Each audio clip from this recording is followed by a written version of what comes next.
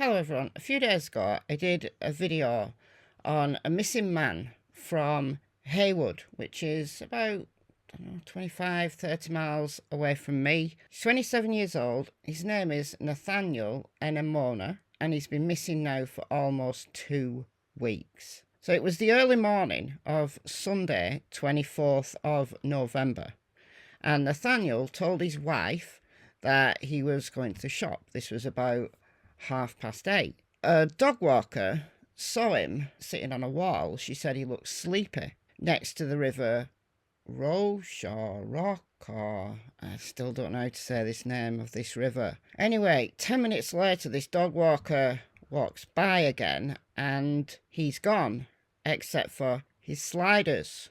So grey sliders. Sliders, guys, for those not familiar, are like flip-flops. They were by the wall where he'd been, and Nathaniel was nowhere to be seen. Anyway, police got called when he didn't go home, and they've been looking for him ever since. There's been no sightings, nothing. CCTV's come up a blank. There's just nothing. The only place he can be is in the river. I've got a little bit more information about the river, and I thought it was flowing that way, but it's not. Like there you can see.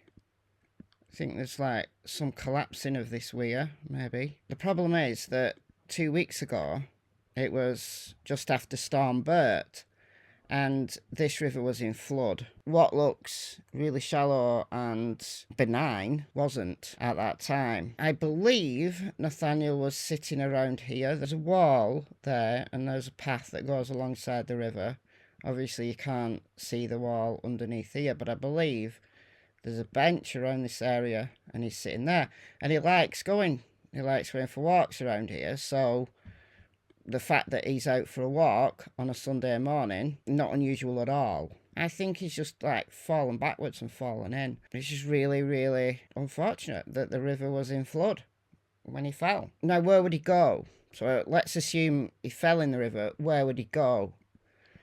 Well, this river feeds into the River Irwell, the river that runs through Manchester. So you're quite inland. There's quite a few miles to go to get to the sea. So I do think they'll find him. I really do. There is a Facebook group which has got 1,000 members now called Help Find Nathaniel. So I've been following this like daily. Really interesting information in here. This I found interesting. I thought this was really useful. So I know the river and valley very well, as I played there and also did a lot of wildlife photography there. The first image is the grass plateau, where to the bottom is the summit. This area floods, and after you can find large debris like trees and stream ditches next to the start of the valley. The second image is where a few people have been found in the past, where they fell further up. It's the slow-moving meanders of Heat Bridge and under the motorway junction next to the railway line out of Pilsworth into Bury. There have been people walking these banks, and obviously the police have had the divers in and stuff. So this grass plateau is here.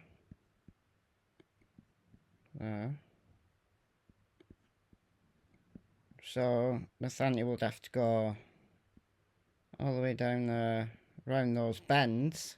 Perfectly possible, given that the river was in flood. He could be further away than people realise.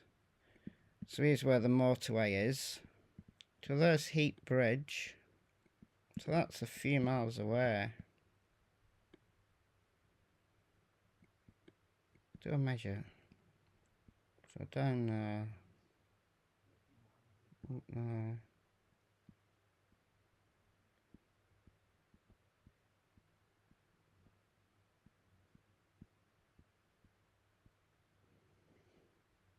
So that's, what, nearly 3 miles. That is a fair way to go. The reason why I'm doing this video now is because we're in the middle of another storm. Storm Dara. And over the weekend, there's going to be high winds. There's going to be a lot more rain. So if his body's trapped somewhere under the water, the chances are the increasing water level again and the wind is going to bring that body up. And I know people think I'm insensitive for talking about things like float time, but there's a science behind this. And when somebody drowns, they're underwater, and they stay underwater if they're trapped. But if they're not trapped, when the gases build up due to the decomposition process, it brings the body to the surface. Now, with the weather being cold, the water will be cold, and it's going to take, like, I would say between 2 and 3 weeks for a body to float. If you remember from the Nicola Buller case, Nicola was found after 23 days, and a couple of days before Nicola was found, there'd been a storm. And I believe that her body had been trapped underwater, and the winds and the increased turbulence in the water brought the body up. I think now, right around now, is the time when Nathaniel's body might be found.